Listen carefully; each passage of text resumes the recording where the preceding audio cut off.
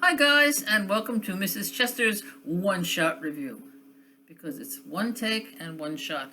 This morning I woke up and said, I haven't had a set in a while, so hopefully that'll be plenty for this movie review, which is 2005's Kabhi Alvida Naa Kehna, which means Don't Forget Me.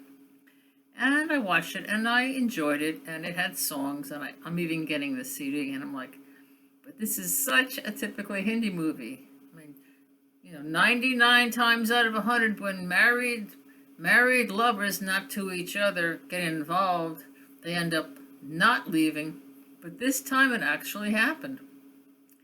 So our favorite man, Shah Rukh Khan, and of course, both of these parties, the adulterous parties, have to be flawed in some way. So Shah Rukh Khan is this amazing soccer player who gets injured, kind of because of the fault of Rani Mukherjee.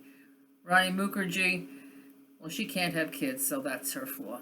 So he meets her when she's getting married, and his mom is catering the wedding, which is at his father's house, and he is the always sexy Amitabh Bachchan, and Kiran Kher is his mom. And these two actors are like veterans, and they've always been, playing in different movies. So anyway, so he meets her, and she's like hanging out on the grounds, and she's so, well, kind of wistful, because this isn't the kind of love I expected. And he's like, well,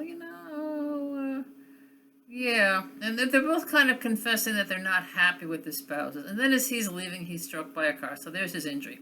Now, his wife is Preeti Zeta, and she's the cute, very successful magazine publisher. And and her husband, whose name I forgot, but he's really dishy, is works for some PR firm or something.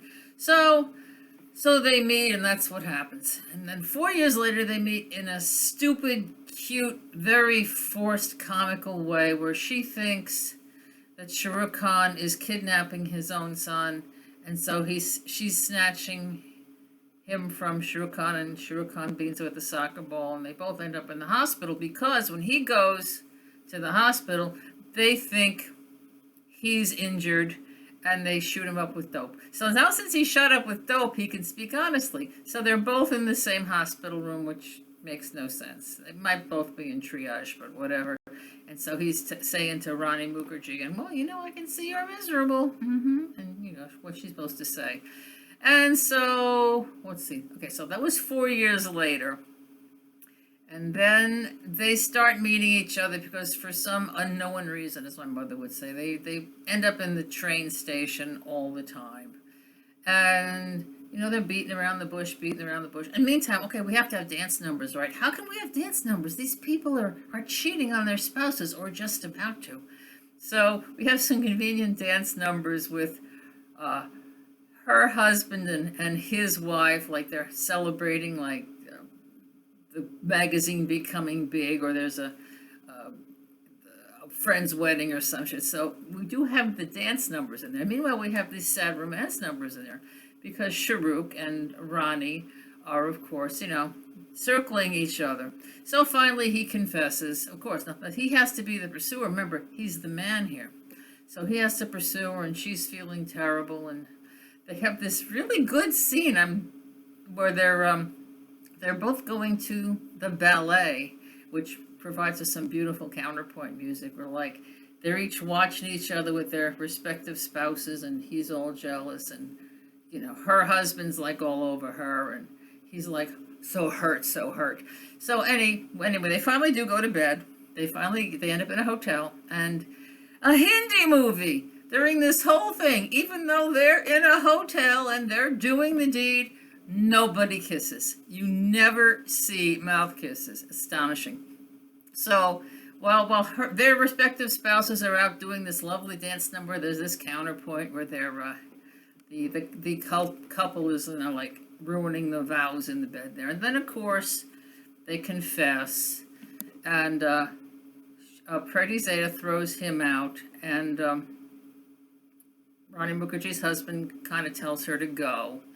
And since they both don't want each other to know the marriage has been ruined, over their phone they're saying, "Oh yeah, we'll work on it. He's going to forgive me. Oh yeah, we're going to work on it. She's forgiving me." So they end up parting. So here they are suffering unnecessarily for another 3 years. And then they finally get together at the end because her husband gets remarried, and of course his wife is at the party because they're friends. And then Rani Mukherjee finds out, oh, they're not still married. I have a chance. And she's running, and she's got this fantastic sari on, all this. And then she gets to the train, and he sees her. He's trying to avoid her because he doesn't know, right? And then he pulls away, and then she's standing there all alone. And then he stopped the train. He came back to her, and I'm like, what a Hindi movie. What a Hindi movie. So you see, they had to basically suffer along for 7 years. It's just some kind of magical fairy tale number. They had to suffer along for 7 years before they finally got together. And there were other two tiny subplots. One involving Shah Rukh Khan's son, who didn't want to be a soccer star, and they let him play the violin. And then her father-in-law and his mother kind of become friends. But yeah, I didn't even touch this. I was trying to remember everything that happened. I mean, it's 2.5 hours. So I hope everybody has a happy Thanksgiving. And I never got back to the other work I was doing, but I shall be. So have a good day. It's not turning off. I'm hitting the wrong button.